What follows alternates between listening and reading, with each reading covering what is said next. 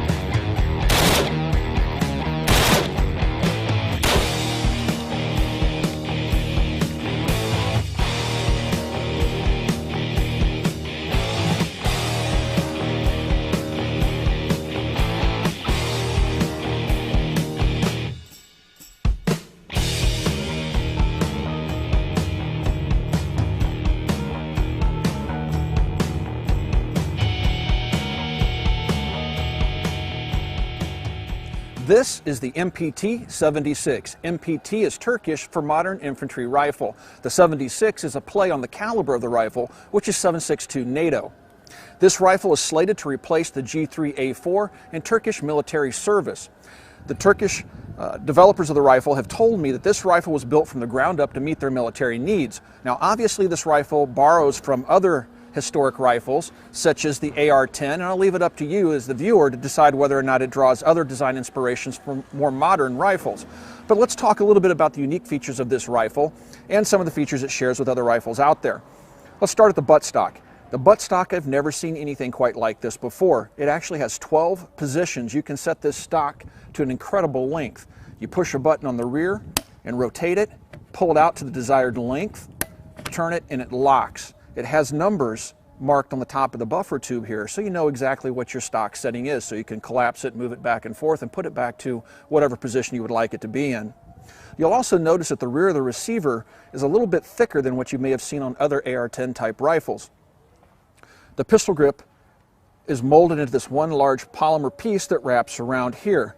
It's a very comfortable feeling pistol grip, and right above it has an ambidextrous selector lever. It has safe, semi-automatic, and fully automatic capabilities.